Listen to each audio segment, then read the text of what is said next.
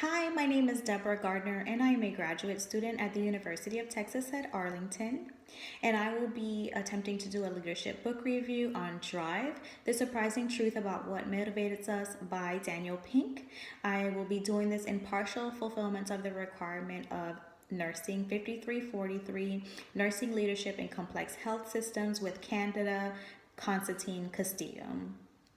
What are the qualifications of Daniel Pink? So basically, he received his bachelor's in arts from Northwestern University. He also received his Juris Doctorate from Yale Law School, and while there, he was editor in chief of the Yale Law and Policy Review.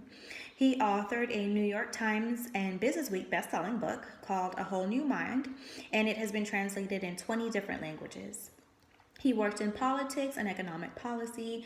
He was an aide to Secretary of Labor Robert Reich, and from 1995 to 1997, he was the chief speechwriter for Vice President Al Gore. He also lectures many corporations and associations and universities. So, what is the purpose of this book? Basically, it's motivation. He explains three elements of true motivation, which is autonomy, mastery, and purpose. He identifies what not to do to motivate people, and he provides a toolkit for helping you to be a better you. He also provides many examples of intrinsic versus extrinsic motivation. So basically, in Drive, Daniel Pink spoke of motivation 1.0, which is our biological drive. This includes hunger, thirst, and sex. So the basic needs. Motivation 2.0 is basically our desire to seek rewards, and avoid punishment. Motivation 3.0 is the idea that we want to learn, create, and be better people. So we have moved from a 2.0 world of rewards and punishments to a motivation 3.0 world. There are three elements, like I said, to motivation 3.0, and that is autonomy, mastery, and purpose. Autonomy, as we all know, is our desire to direct our own lives and follow our own paths. When we're allowed to do so, creativity is encouraged. Mastery is the progress we make by getting better at something that actually matters to us. Purpose is basically finding our place in the world and contributing our purpose by providing our service. And we all want to be a part of a greater purpose. Pink often references and cites experiments from Edward Delsey. Delsey is a professor in the Department of Psychology at the University of Rochester. Delsey's many experiments sought to prove a theory that people are intrinsically motivated to perform an activity when he or she receives no reward except for completing the activity itself. So what does this mean? In the experiments, Delsey found that when you introduce rewards such as prizes and money into the equation of performing things from simple tasks to actually doing work, performance actually declines. Basically, he's saying that we need to throw out the carrot and stick approach to life. And for those of you who have never heard of this, it's the use of both reward and punishment to induce a desired behavior.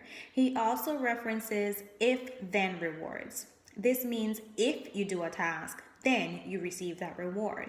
This is also very dangerous, he says, because it takes away the autonomy that people need in order to be creative and satisfied with their jobs or whatever the task is that needs to be performed.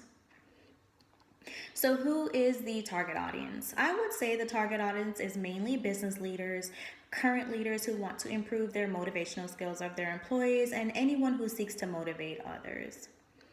What are the strengths? He highlighted many successful leaders who adopted the intrinsic versus extrinsic way of motivating employees. He also identified external rewards as dampening creativity and workflow and provided many examples of that. He identified the 4 T's of autonomy. So a person would need the right task, time, technique, and team in order to be successful. After reading the book, I would say that I am motivated. I'm currently looking for ways to help our staff think outside of the box. And also I'm accustomed to the carrot and stick approach of performance and also the if-then approach. And what I've seen is that this way of doing things is so embedded in us that we think that this is the only way to get things done.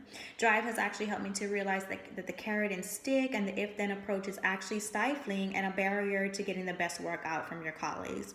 And it does not benefit the organization. It also doesn't help you with finding your purpose in life.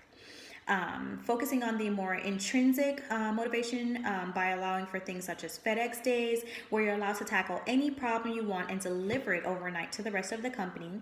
20% time, such as what Google does, where you spend 20% of your time working on whatever project you think will benefit the company.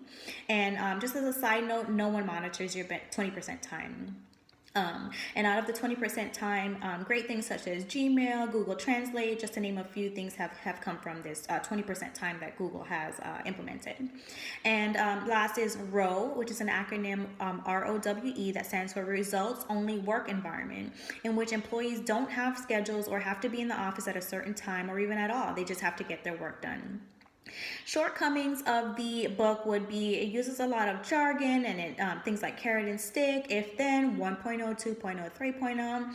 It bounces around, it's very choppy, so the flow of the book was not as smooth as I would like for it to have been, and it is very repetitive.